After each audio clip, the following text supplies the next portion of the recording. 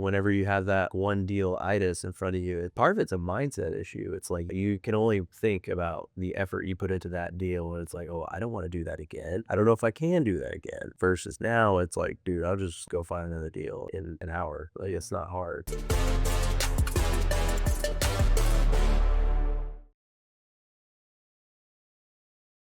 Welcome everyone to another episode of The Real Estate Path. I'm your host, Jim Lee. This show is about the real estate investor's journey because success isn't built on fancy suits or luck. It is built on failed offers, blown budgets, and the guts to keep going when things don't go your way. This show is for everyone from beginners to seasoned pro because we're gonna deep dive into the wins, the loss, the lessons behind each real estate deal. Today, I got a very special guest with me, Mundo. Thank you for being on the show. Thank you for having me. Yeah, absolutely. So Mundo, tell us a little bit about you before you got into real estate. Originally from San Antonio, Texas. Grew up playing baseball my whole life. Ended up playing Division I baseball and went to a small Division I school. But we played everyone in the SEC. So we got to play Alabama, LSU, Tennessee, Georgia. So that was a lot of fun. Every time I turn on the TV, though, it's like I see someone I played against. It's like, damn, that guy's making $20 million. Then after that, went on to get a job and worked at Fortune 100 company for my first 3 years in college. That's what took me to Indianapolis, Indiana, which is where I reside now. And then after 3 years, I figured that I wasn't a good fit for corporate America. Went to go work for a startup. Before even that happened, I resigned from that job. A little bit before I resigned, I actually opened up a CrossFit gym. And the landlord of the CrossFit gym owned a trucking company, and that's how I connected with the startup. And I left to go be the CFO of that trucking company. That was about 10 years ago and still there today. Pretty cool because that was like 6 months into their journey of getting started up. So I've been able to be there pretty much from the beginning all the way till now. So it's been pretty cool to see that growth path. I mean, we've been on the Inc. 5000 list for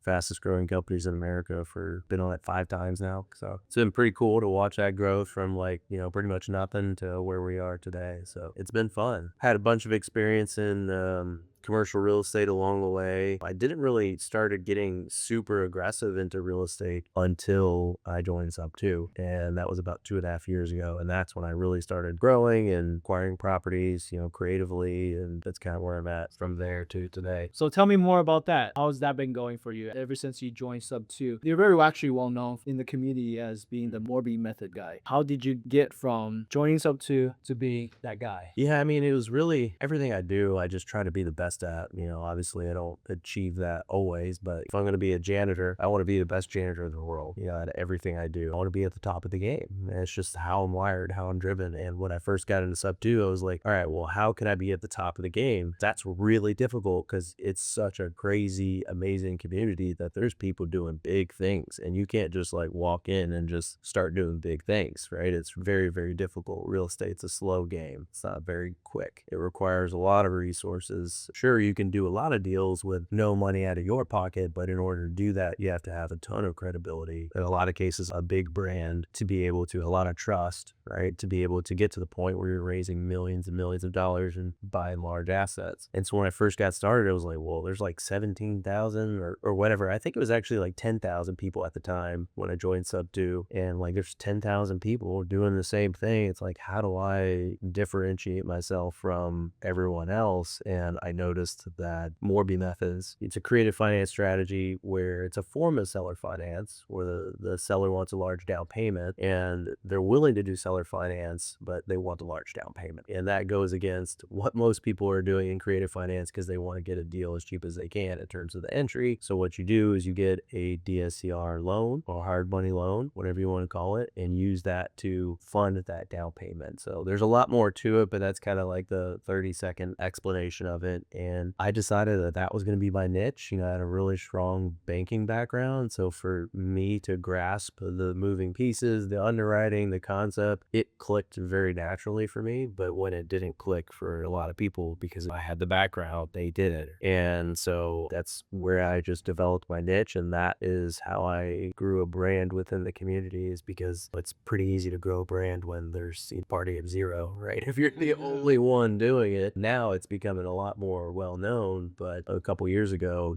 I was one of the only few people talking about it. I would say I'm probably still the person that talks about it the most. May not be doing the most, most in terms of deals. There's actually a lot of other people doing a lot of these, but I've definitely provided the most education on it. And that's really how I got established within the community from like a branding perspective. I ended up executing exactly what I set out to do. I love your mindset about the idea to separate yourself from others, right? Because I also feel the same way when I joined this community, that I notice a lot of people, there's no right or wrong answer, is when you start a meetup, you should have co-hosts, multiple co-hosts, right? Just in case if you can't show up for the meetup, then the other hosts can step in on your shoes. And the more hands there is, the better, because you have more help, right? I started my meetup with the intention to improve on my communication skill. So I have no hosts at all. Yeah. I've been running my meetup just by myself the whole entire time, because I want to be able to improve and just get really good at my speech, my communication skill over time. And so I really want to give you props for doing what you do. And so going back to what you said about Morby Method, share a little bit about how did you come to Morby Method? You shared earlier that you're part of all these groups and then you kind of just start from the ground up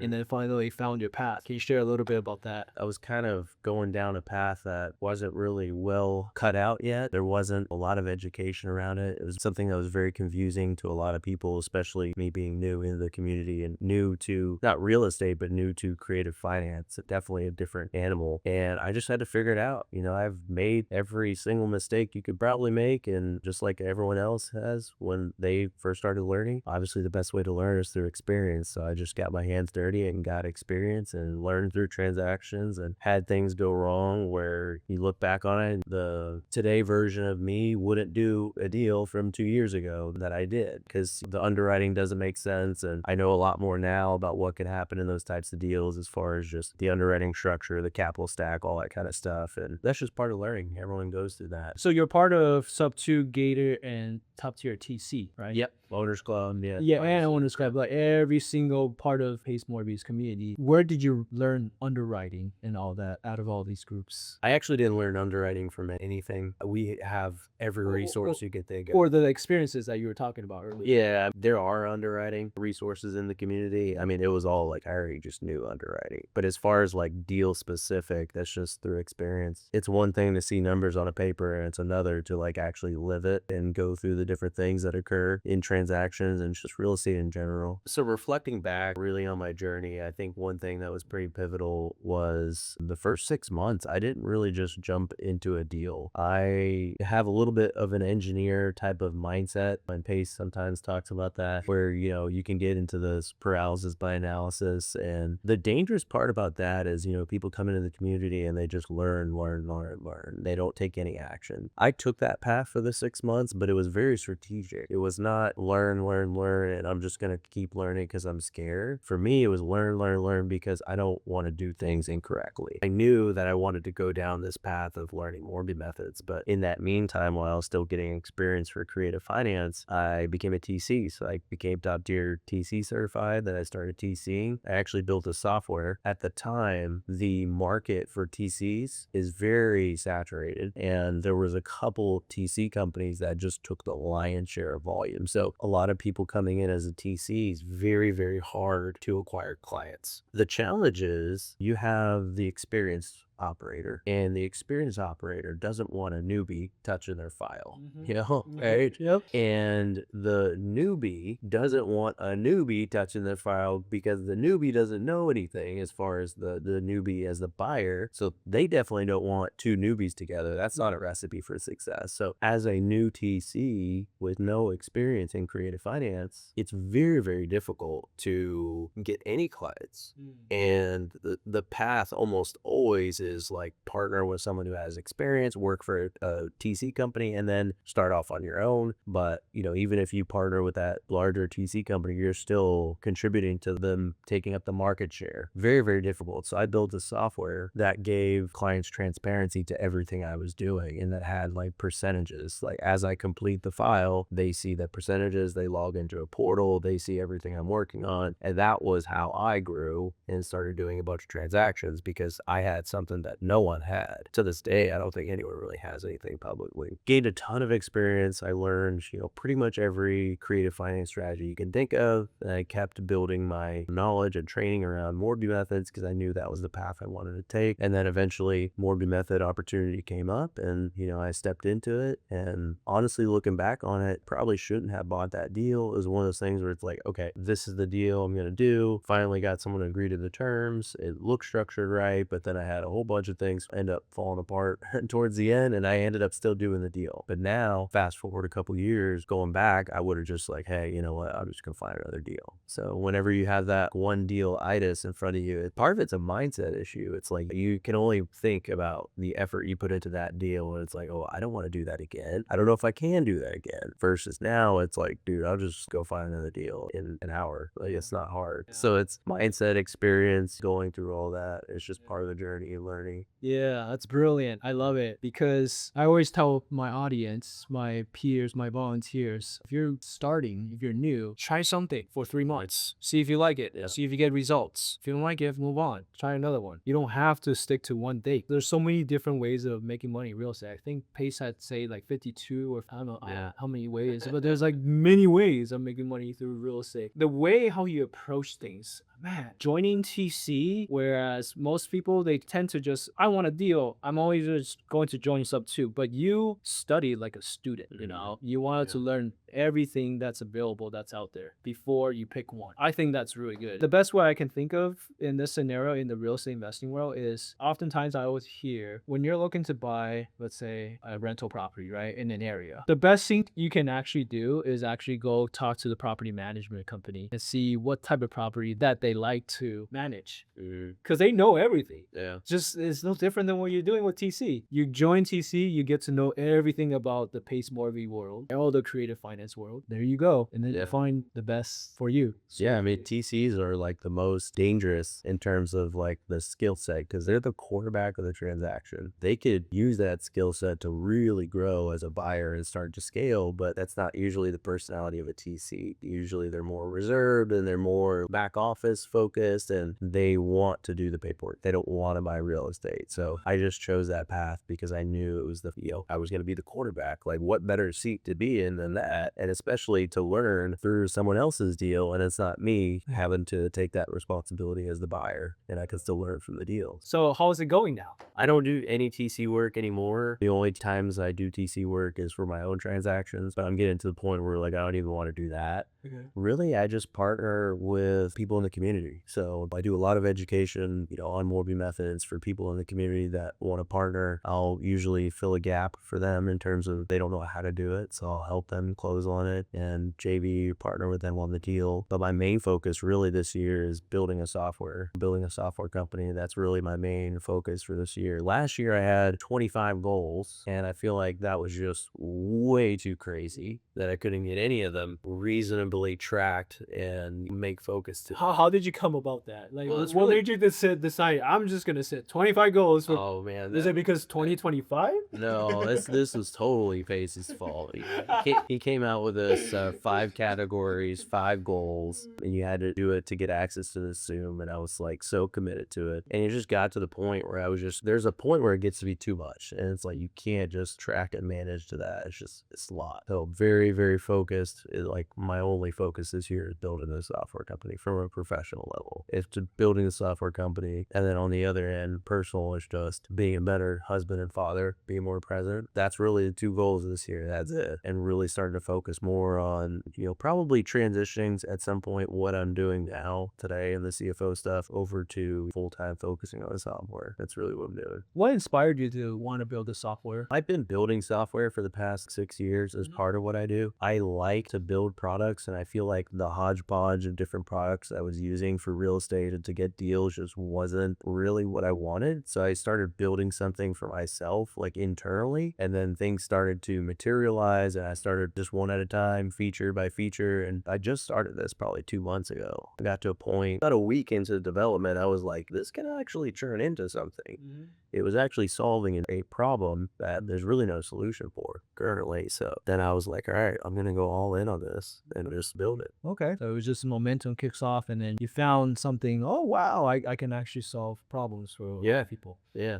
That's great. Yeah. So let's get back to the nitty and gritty, what everybody probably wants to hear about. The deals. What has been one of the challenging deal that you had to go through a Morby method? Real estate's very expensive. I don't necessarily want to say one particular deal, but one that comes to mind is, I bought a property in Tennessee and it actually ended up being STR restricted. And I didn't know until after I bought it, which is just a nightmare scenario. So it's kind of, We didn't have a backup strategy like plan B if STR doesn't work. no, well, this area in Tennessee is actually like 99% tourism. So it's one of those things where it's like, all right, well, I didn't even check what I should have checked, right? For zoning restrictions, because I knew the area. I've been to the area many times with my family, and it was just like a given to me. It's like no one even lives there hardly. Apparently, I found the 1% of people that do live there. So I didn't catch it, obviously. Title company didn't really catch it. The lender didn't catch it, which is shocking because if you're providing financing on a property where the reason why you're providing financing is on what it could generate as an STR, you would think that would be pretty important. Check the box. Oh, yeah. I mean, usually they're on top of that. No one caught it. And then after closing, I found out by calling the city to get everything set up for it. And they're like, what are you talking about? You can't do STR here. And I was like,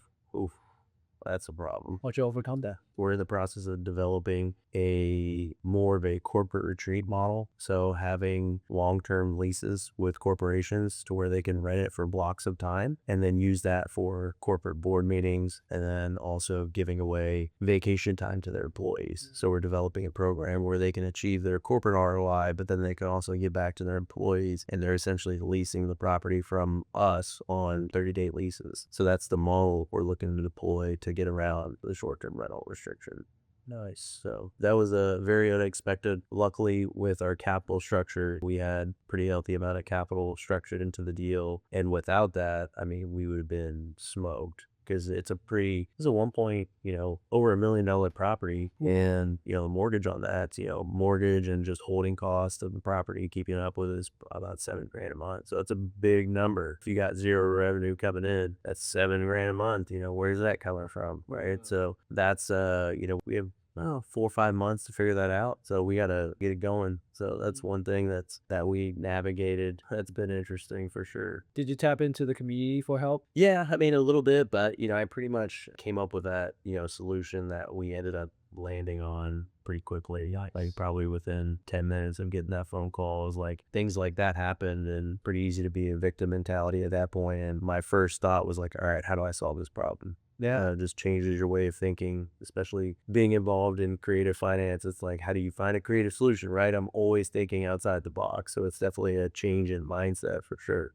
Yeah, that's how I realized too. Like just by joining this community, you start to get more creative thinking on how to approach your deal, how to underwrite, and also how to solve problems. Yeah. Right? Yep. Exactly. Yeah. Yeah. Yeah. So you mentioned a little bit about collaboration earlier. Tell me more about that. How has that been going for you? Have you had good experience, bad experience? Just tell me more. As far as in what way? The collaboration, because Pace Morby always preached about collaboration over competition, right? Oh yeah. And so, and you, just like you mentioned earlier, you serve a lot of people within the community to help people get into Morby methods, right? So I'm pretty sure you at some point had maybe helped some students, maybe joint venture. I don't know if you ever did that or do some collaboration with them or at a high level collaboration with Owners Club. I think you mentioned you're CFO for one of Dorn Levy's deal or Dorn Levy collaboration in general. So I'm just curious, like how that's been going for you in general. Just has it always just been smooth sailing, nothing but positive? Have you experienced any challenges? What's that been like for you? I think it's cool to be in real estate and in a community that focuses on collaborating over competition, as you mentioned, is really different from business because there really is no such thing as collaboration. If you think about, obviously within a company, you have the team and camaraderie and that kind of aspect to it, but outside your own company, there are groups where you're benchmarking results and things like that, but you're benchmarking it, but it's still like gated. The secrets are gated. Telling people your customers is the last thing on earth you would want to do, and you're really not trying to share best practices. So even when you get into those kind of groups, it's like they'll give you 10% and they're holding back, all the 90, right? The stuff that's really would help collectively the group. That's not something you really have to worry about in real estate because, how is someone gonna, well, I'm sure there's people that could figure out how to steal your property, but generally speaking, I mean, it's as long as you have paperwork and everything structured correctly, you don't necessarily have to worry about that problem. And especially being in a community that's driven around collaboration has been nice and refreshing to not have to worry. That's why I do a lot of content more so on real estate than business, because there's a lot of stuff, a lot of cool stuff I do in business that I can't talk about. I can't talk about various things that occur in normal course of business because that would be considered trade secrets, right? But real estate, I'm an open book because there's no restrictions on me in terms of what I can and can't talk about. But yeah, I mean, I've had pretty positive interactions for the majority of people in the community. I just, through life and just business over the years, I've gotten pretty good at identifying like who I would want to partner with and who I would not pretty quickly. Can you tell people, like, share nuggets on that? 'Cause Honestly, that's tough. I wish I could. Honestly, it's just like this innate ability I've have for being able to identify like how people carry themselves, how they interact, how they react to certain situations. I personally enjoy partnerships when something goes wrong because not that I love punishing myself, but it shows me who that other person really is because that's when you find out what people are made of. It's when stuff hits the fan. Yeah. It's not when things are good. Yeah. Every partnership is good in the beginning, but what happens when there's true conflict? What happens when I get that phone call from zoning and they tell me that the property's restricted? How do I react versus how does partner react in that type of situation? Those are the kind of moments that really reveal what kind of partner you're working with. And then also when you get through that on the other side, that strengthens the relationship, obviously. But I've gotten pretty good at just identifying how people carry themselves and interact, and either if they're blowing up or making a big deal about this little tiny thing, they ain't gonna handle the phone call that comes in about the zoning restriction, or that's not even really a big problem. Like there's much worse things that could happen in partnerships and in business in general, and if they can't handle the small stuff, they're not gonna be able to handle the big stuff. And integrity is pretty huge for me. I think it's very common, especially when you get around people that have big brands that, they're in it for the wrong intentions and they're just not genuine. They're not genuinely trying to help people or build relationships. They're in it to get likes and clicks and they only care about themselves. So like I try to stay away from that kind of personality. So there's just a lot of different factors that over the years have been burned one time or another, and you can just kind of tell pretty early. I have a pretty good track record on partnerships over the past couple of years. And if I feel like it's gonna maybe potentially head down that direction, I'll just do like, hey, I don't want to be a partner on the deal. I'll just be a consultant. Yeah. Pay me a consulting fee, and then it becomes more, type of transactional. I'm a third party at that point, hired to perform a service, and then I'm out. So That's some real nuggets right there, guys. Pay attention to what you said. Really listen to that again. So I'm gonna shift gears a little bit. Yep. What do you do for fun outside of real estate, Messi? I got 2 kids, so I just hang out with my kids and just enjoy, them being kids, honestly. I don't get a ton of free time, but when I do get free time, I just like to hang out with them. And even if it's just around the house, I mean, I like to get out and it's hard to do stuff now in the winters because it's cold where I live, but Where do you live? spend time, Indianapolis. Oh yeah, that's right. And then how many kids and how old are your kids? So I got 2 kids with a third one on the way. They're 4.5 and 3. So they're running around being crazy little kids, and they're a handful. And when you have kids, it's a lifestyle change. You're not out partying and doing that kind of stuff. It's a life change for sure. So I guess for me, the real estate stuff is what I do in my spare time because I do work during the day. So that really is my hobby, that I, depending on the day, monetize or don't monetize, depending on what repair calls I get. That's great. Just a little joy abundance coming for the kids. Like you said, it's a different lifestyle, but no, it's like the world doesn't revolve around you, right? It's all about the kids. And it's like you just have to give all your attention. And I haven't gone to that fatherhood part of my stage yet, but I can. I definitely appreciate, have a lot of respect for people like you for hustling and also making sure that you take care of your family first. Yeah. So that's Yeah. really good. Is there anything else that we haven't touched upon that you would like to share? No, I think, I mean, we pretty much covered the journey from getting started and to where we're at now. And it's been a fun journey. And just looking forward to continuing to grow and help people as much as I can. It's been fun. That's awesome. Help people avoid the mistakes I've made along the way. So Yeah. Thank you so Yeah. much for being on the show. How can people find out more about you? easiest way you can find out, follow me on Instagram. It's just my name, Mundo Sanchez. Pretty straightforward. And I try to keep that pretty unison across Facebook and YouTube and that kind of stuff. Okay, Yeah. awesome. Well, ladies and gentlemen, that concludes another episode of The Real Estate Path. If you learned something new today, please hit that subscribe button. And this is such a fantastic episode. You guys should definitely re-listen to this episode. I really appreciate Mundo here sharing his wisdom, his knowledge, and his experience. And make sure to share it with a friend who's also trying to get into their very first real estate investment, because this is going to help them tenfold. We'll see you on the next episode of The Real Estate Path. Thank you.